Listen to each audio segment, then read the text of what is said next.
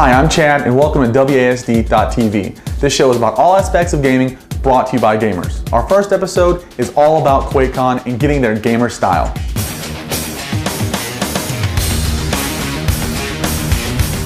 QuakeCon is a free convention held every year in the Dallas, Texas area. Thousands of computer gamers from all over the world make the pilgrimage to play with their friends on a giant gaming network, see the latest cool technology, and compete in a world-class tournament. Often described as the Woodstock of gaming, QuakeCon is 4 days of peace, love, and rockets.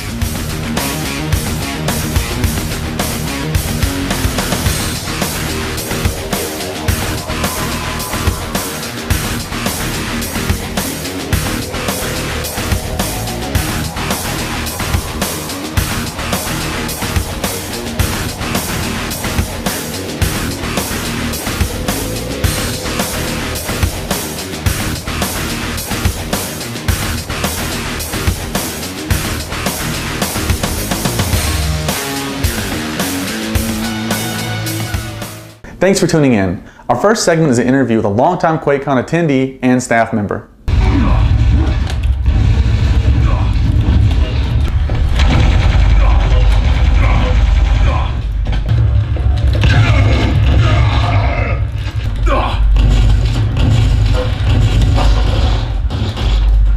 All right, man. Good game. Good game. Yeah.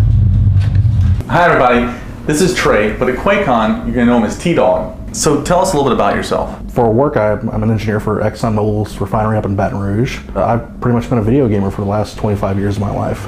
So we know you're a hardcore gamer, but what exactly got you started? Back in the 70s, my grandparents had a Pong machine of all things. Throughout the 80s, when I was maybe about 9 or 10 years old, we got Atari 2600, Pac-Man, and Galaga, and Fender, and all that good stuff. And then in the mid-80s, a lot of my friends started getting computers like Commodore 64s and Apple IIs and all that good fun stuff.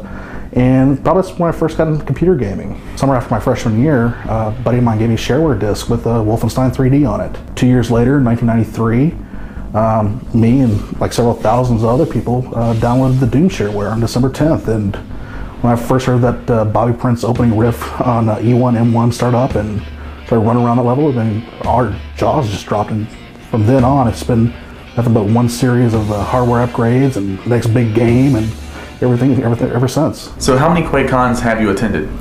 Well, this year will be the 8th consecutive QuakeCon I've gone to. I started in '98 and been to every one since. Can you give us a brief history on QuakeCon? QuakeCon basically started in 1996, kind of sprung out of IRC, Pound QuakeCon on FNet. Basically about 30 people from all over the United States decided that they wanted to get together in real life. So they all came down to Garland and got together and hooked up a LAN, had a small tournament, and that was the first QuakeCon. Probably the big highlight of it that year is that id Software showed up after hearing about it. Came down and just kind of hung out with the guys, and Carmack talked to him and talked about what was going on with Doom and Quake at that time and everything. So how did you first hear about QuakeCon and how did you get involved? Back in '96, if you were any type of serious Quake player, you were reading all the news sites like Blues News and Scary Sugar Shack and Redwood's Quake page.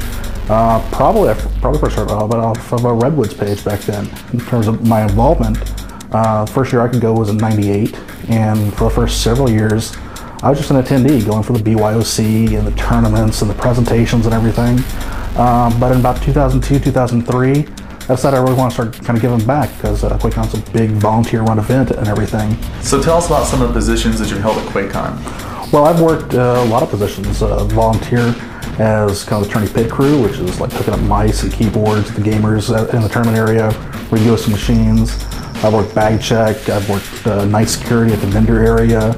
Last year I got involved with the crimping crew, Crimp Nation, setting up all the LAN hardware before the event. And I've really kind of been involved with tournament areas for the last several years, quite a bit, and this year they've asked me back to be the Doom 3 tournament director. Cool. I'm sure you've seen a lot of changes over the past few years, but can you tell us about the amount of gamers that attend each event? The first QuakeCon started off with 30 people online, but by the end of the weekend, a lot of other people had heard about it, and probably about 100 people overall total. Last year, we had over 5,000 attendees show up from over 3,000 people in the BYOC, so it's blown up quite a bit over the years. What about the way the sponsors have shown their support? I've really been impressed with the level of sponsor support from year to year. In the early years, it was a little more behind the scenes, but starting when the tournaments kind of got larger in 2000, 2001, and so on, you really see the level of sponsorship really grow. I mean, you have the major sponsors, Intel, AMD, NVIDIA, ATI, and the level of commitment and the booths that they've set up, showing off all their hardware and software that is coming out. For example, the Activision booths, first place you saw Call of Duty and the Wolfenstein demo back in 2001. The vendor has really got impressive, and it's really cool to kind of go down there and kind of get a first-hand glimpse of what's coming along. And QuakeCon wouldn't happen without the vendor support. What level of involvement do you see from id Software at QuakeCon? It's really kind of been involved from the beginning. id Software, and specifically their business people like Todd Hollinshead and Marty Stratton, help and work with the QuakeCon executive staff to help put together the event every year, organize a venue, and get the sponsors, and just all kinds of behind-the-scenes things that have to happen to make an event this big come off. What do you think the biggest attraction of QuakeCon 2005 is going to be? Well, I think it really varies from person to person. I mean, for some people, it's all about the BYOC or the tournament. Some people love coming to see id Software's keynote address. A lot of guys get really hyped up over the hard OCP workshop that we do every year. For me personally, for 2005, I'm really looking forward to seeing the new Quake 4 multiplayer demo, or whatever the presentation is going to be, and looking forward to seeing more about Enemy Territories Quake Wars. So tell us what keeps you coming back to QuakeCon each year. Well, for me, I think that answer's changed from year to year. In the early days, it was all about the BOSC, getting together and playing Quake for 4 days straight on a massive LAN. Then it started becoming more about the other events, like the keynote address or the mod forum presentation, some of the behind-the-scenes info, so to speak. And in the last couple of years, it's all been about kind of giving back and volunteering and getting together and seeing the people that I talk to online with every day in real life, just kind of getting together and having a big old party with them. It's great. Thanks for helping us start off our first show, and we look forward to seeing you at QuakeCon this year. Great, I'll see you in a couple weeks. Thank you. We know that you're going to be carrying your computer to QuakeCon, but are you ready for the long registration line? One thing that's going to help lessen the load will be the way you carry around your equipment. There are several products out there that will help you move your gear through the registration line a bit easier. Whether you have an LCD or a CRT, there are several manufacturers out there that make a case to help you carry your monitor. Whether you have a full tower or a shuttle PC, there are several manufacturers who make bags and carrying straps to help you move your equipment through the line. Alright, now that you have a carrying case for your computer and one for your LCD, this should make the registration line go by a lot smoother. If you're on the road for more than a couple hours, you're probably going to get bored. On our many trips to QuakeCon, we found a few things to help take our road trip to the next level. Okay, so you're on your way to QuakeCon and you want to land on the way there. You're going to need a few things to make that happen. First off, a power inverter.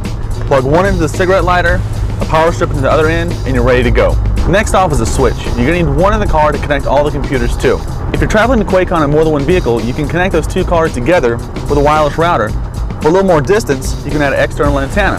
If you want to get on the internet while you're on the road, you can pick up one of these PCMCA cards off of eBay really cheap.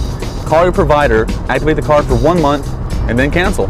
Once you have everything up and running, you'll be able to play games, swap files, and chat online. All the simple pleasures of home.